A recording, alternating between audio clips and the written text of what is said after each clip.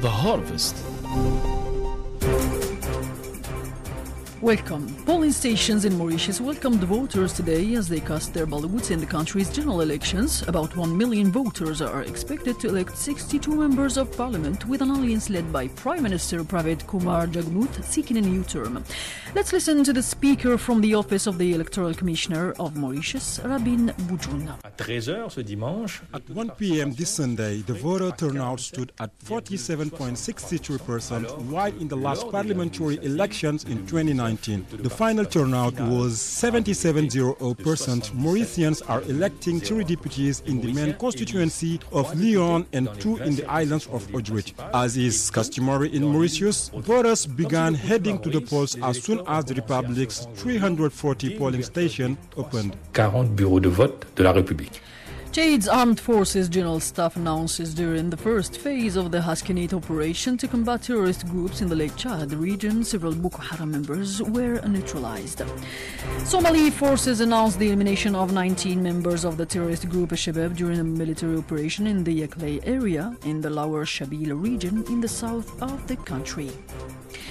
Algerian Foreign Minister Ahmed Attaf delivers a speech during his participation in the first session of the Ministerial Conference of the Africa-Russia Partnership Forum held in Sochi. In his remarks, he reaffirmed Algeria's full support for this forum, which he describes as an important step towards strengthening relations between the two sides. Ahmed Attaf also praised the priorities outlined during this conference. Let's listen to him. To complete the decolonization process in Africa and eliminate it permanently, it is essential to strengthen cooperation in combating terrorism and related cross-border crimes, as this scourge represents a more significant security challenge threatening African stability today.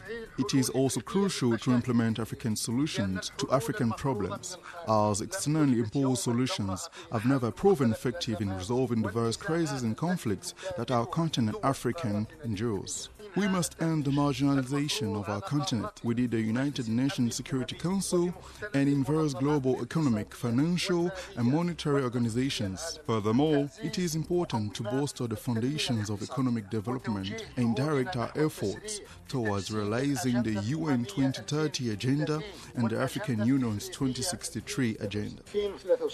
The Russian and Rwandan foreign ministries signed an agreement to waive visa requirements for holders of diplomatic passports on the sidelines of the first ministerial conference of the Russia-Africa Partnership Forum currently being held in Sochi.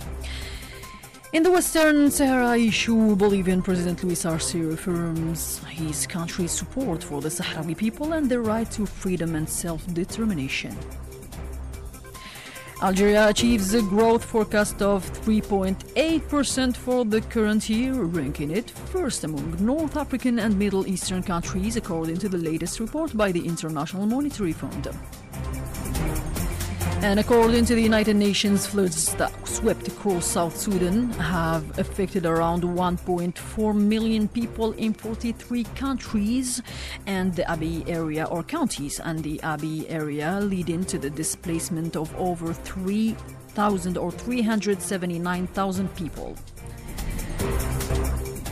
Sport, the Algerian rowing team raised its total to 10 medals, 2 gold, 5 silver, 3 bronze on the second day of the African Rowing and Beach Sprints Championship, junior, under 23 years old and senior categories, being held from November 8th to 11 in El Alamein in Egypt. And also in sports, the Fencing World Cup continues today for its 4th and final day in Oran, Algeria. With the team finals, the Algerian team will be represented by 8 fencers, equally split between men and women. We have on site Alamin Mohamed. Hello, Alamin. How it is going for this last day of the World Cup of Fencing Saber Oran 2024? Greetings, Samar and Ifrikya's FM listeners. On this final day of the World Cup of Fencing Oran 2024, the event have taken the stage, bringing a new level of intensity and energy. Unlike the individual matches, these team bouts are all about coordination, strategy and chemistry. Each fencer's skill and focus are tested, but it's the synchronization and unity of the team that make the difference. Teams from around the world, including impressive representation from African nations, Team Algeria and Team Tunisia are firstly competing, hoping to make their mark. It is an electrifying day with the crowd drawn into each clashes, every close call and every final touch. Yes. From the Olympic complex of Oran, it's Mohamed Alamin from Ifrikya FM. Back to you, Samar. Thank you, Alamin. Thank you for these updates. I recall that you're on site, you're in Oran, and by this we close the page of this harvest. Thank you for your attentive listening.